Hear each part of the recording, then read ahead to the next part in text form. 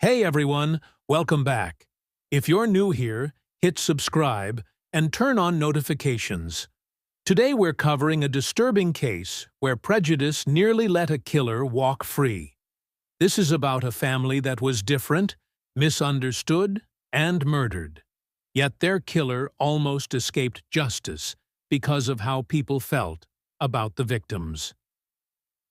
On July 4th, 1987, a family suffered at the hands of a man who almost escaped punishment due to the community's bias against the victims.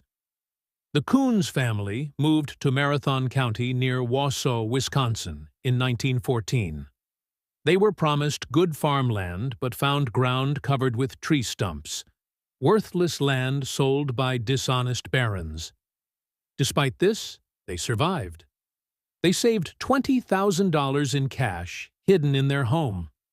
They lived in a battered house deep in the woods with no plumbing. The family kept to themselves, wearing outdated clothing, which made the community view them as strange outsiders.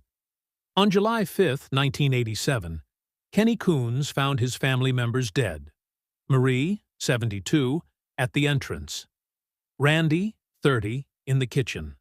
Clarence, 76, in the bedroom. Irene, 81, in a chair.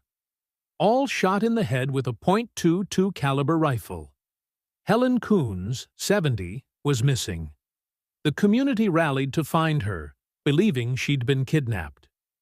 9 months later, police found Helen's body in a marsh. She too had been shot.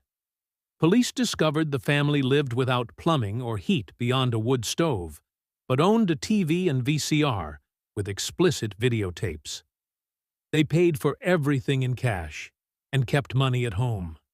Strange rumors circulated about the family, but investigators focused on finding the killer. Police focused on Christopher Jacobs III, a 21-year-old farmer who bought a vehicle from the Coons family before the murders.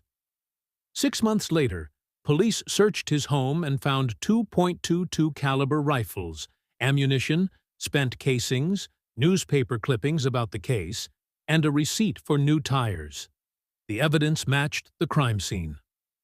In October 1989, Jacobs was charged with all 5 murders. Despite strong evidence, the jury found him not guilty after 10 hours.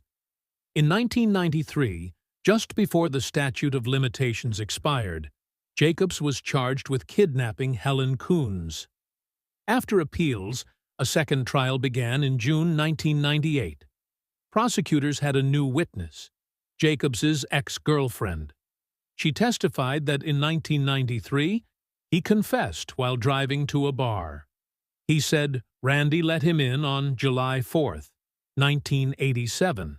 They argued he shot the family, tied up Helen, drove her to a swamp, and killed her to prove he was a man. After 2 weeks, the jury found Jacobs guilty of kidnapping. He was sentenced to 31 years with a release date of February 8, 2020. When his parole date arrived in 2020, something bizarre happened. Christopher Jacobs refused to leave prison. He had no interest in being let out and wouldn't sign parole papers. He remains behind bars. So there you have it. A man who confessed, was acquitted of murder, convicted of kidnapping, then refused freedom. What do you think? Was Jacobs guilty of all 5 murders? Why did he refuse parole? Let me know in the comments. If you enjoyed this, give it a thumbs up and share it. Subscribe and hit that bell for more cases. Thanks for watching, and stay safe.